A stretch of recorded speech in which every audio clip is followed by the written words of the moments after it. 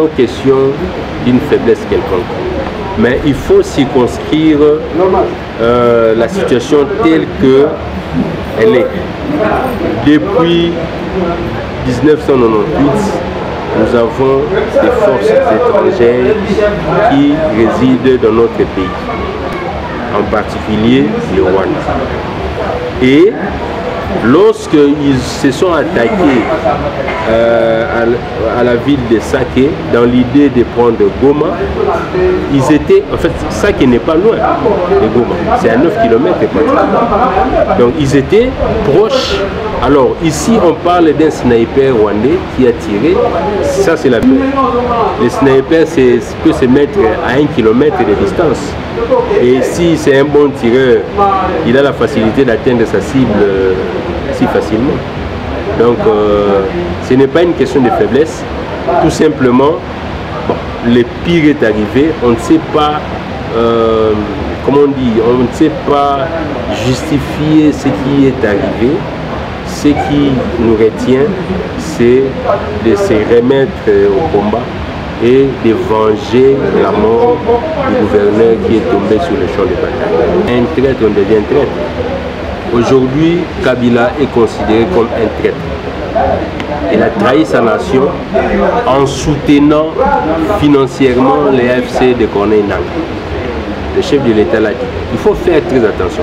J'ai dit toujours aux Congolais, lorsque le chef de l'État se met à parler en public, c'est qu'il a suffisamment des éléments où ils la kisamakambo azoloba. Moto aleki mokonza mboka lelo na information azaki. La finance, les AFC de Corneille Nangaa. Vous avez de preuves? Il a suffisamment de preuves pour le dire. Moi, la preuve, c'est la parole du chef. Et la parole du chef est sacrée. Moto alingaka lokuta te. Pour différence, il y a un chef de l'État, Belena, chef de Tshisekedi yango. Le président dit au maximum la vérité à son peuple. Et voilà pourquoi moi je l'aime et je le soutiens. Kabila, Azan Namakoki, les soucis à Roya, Congo, Kinshasa, parce qu'il sera poursuivi pour complicité avec les rebelles. C'est une haute trahison. La constitution est une haute trahison. A trahi Mboka Nae, Nako, Pesa Minduki, Naba Congolais Moussousou, Naba étranger, pour attaquer Mboka. Nanga, c'est un église. Comment? Vous pouvez expliquer au peuple? Nanga, il s'est retrouvé à la rébellion par le simple fait qu'on l'a ravi ses carrés miniers. Il ne faut pas tout là sa vérité maquillage et le bas oiseau. Donc on a sa vérité maquillage. Il a été amputé de ses carrés miniers. Azaraki n'a besoin de se il est allé voir le secrétaire général de l'UDPS, l'honorable Augustin Kabouya, pour basalilaye plaidoyer Or, bien avant qu'on les ravisse ces carrés miniers, il y avait un communiqué du ministère qui avait demandé à tout celui qui détient illégalement les carrés miniers de se conformer à la loi. Il y avait un préavis. Mais lui, comme il se croyait toujours tout puissant, puisque pendant 18 ans, ils se sont vus comme des dieux, des petits. Kabila, tant on a décidé qu'on tique à pouvoir, toqué dans l'élection parce que la constitution Pekisa qui est le troisième mandat. À ça qui forcing en 2016, n'est-ce pas, mais pression tellement les cas qui a eu lâché. Toqué dans ma ponomie. Dans ma ponomie, mon longi, Félix Antoine Tshisekedi Tshilombo. Les manipulateurs savent utiliser des verbes. L'ascenseur, vérité et un escalier peut commis. Donc, le mensonge se propage à une vitesse lumière. Si j'étais Nanga, qui suppose avoir eu des accords entre Kabila et Tshisekedi, mais bimisa accord en la question que je me pose, est-ce que Kabila est l'héritier du Congo? Kabila a exercé en tant que chef de l'État pendant 18 ans. Ce qui est Kabila. Vous n'avez même pas parlé du Kabila, on parle de révision. Non, je réponds à ce que vous venez de dire. C'est vous qui avez cité Kabila, c'est pas moi. Les noms de Kabila, ça vous fait mal à l'aise des fois quand on parle de Kabila. Kabila a fait son temps, il est parti. Aujourd'hui, Mboka il faut changer de constitution. Mboka Oyo, depuis 1960, Kino Leloyo, dans notre constitution Oyo et Komami na ba Congolais bango mogoto. Mogoto nangai, comment vous pouvez dire ça?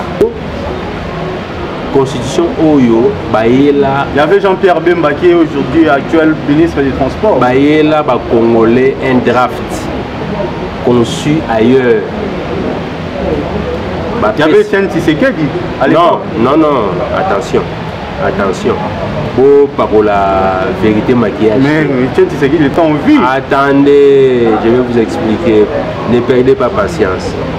Quel est le parti politique qui a refusé à ses militants et cadres d'aller au référendum? C'est l'UDPS. Ceux qui ont landi ba film à Kala, ceux qui ont landi la politique, Tshisekedi le père avait demandé aux militants de ne pas aller au référendum parce qu'il estimait déjà à l'époque que la constitution actuelle que nous avons, c'est une constitution étrangère taillée sur mesure. C'était le terme qu'il utilisait. Taillée sur mesure parce que les Alaki qui partagent des butin. Yango Moni n'a interview parmi les interviews à Souka Oyo, interview qui Etienne Tshisekedi de malheureuse mémoire na Belgique. Tous ceux qui les l'OIDP ça a pouvoir et l'eau qu'on y a à l'Obaki comme testament aujourd'hui, la première des choses c'est de changer la constitution. Le Koulouna est un héritage à Kabila. Je Seigneur merci. Nandenge à Pesibiso Passi. 2 345 410 km². Ezali Mobimba Tissiko Toza Koloba. Lundi 27 janvier, Tozali exactement 12h24 minutes. Lelo, Bafardese, na kati ya Goma, bazali ko maîtriser situation, pe Goma ekeite, Goma ekoite.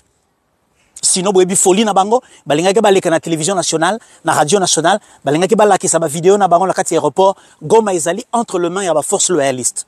Commandant suprême, azali moko kino sikoyo, Félix Antoine Tshisekedi. Chef de l'État, azali moko kino sikoyo, Félix Antoine Tshisekedi. Et loko moko te, ekoki na ngonga oyo kopesa biso désespoir parce que banguna bazali ko tambusa ba information ya lokuta, ba vidéo ya kala oyo Goma eko ya katango, Julien Paluku azalaka gouverneur. Nazali ko senga na congolais nyonso siko zali telema. Poison rwandais ekoki ko lekana nzela na yote. Le front diplomatique, bon moni makambesa na siège des Nations Unies, peut sommet moko za la convoquer na EAC dans les prochaines heures. Front militaire, bon moni mosala ezali ko salama depuis mort ya général Chirimwani, bozali ko mona neni force na biso ezali ko kende liboso pe ko défendre intégrité territoriale.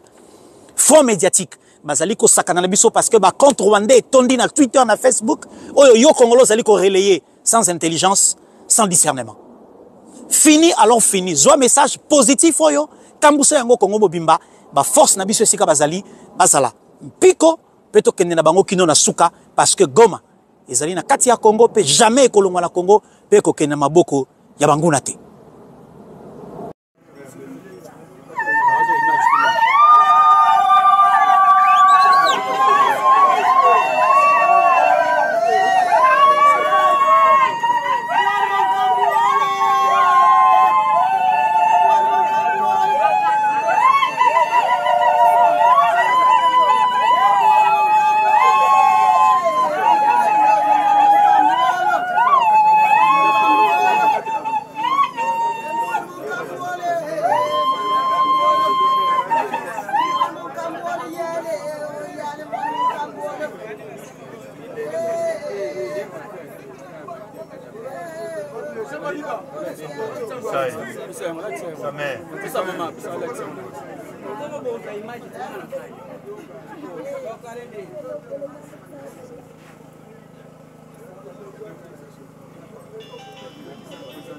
La photo chef pour toi.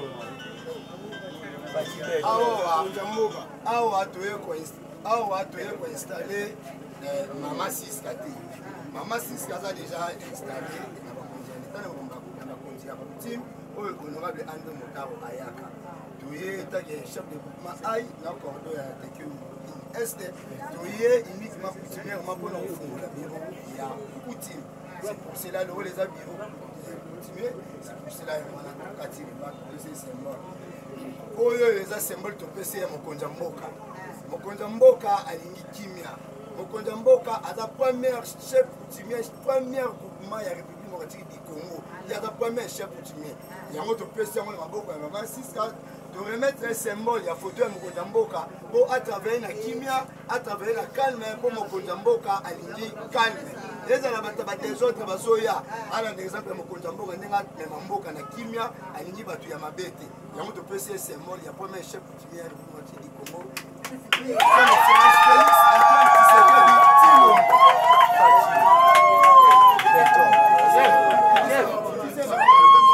Chef,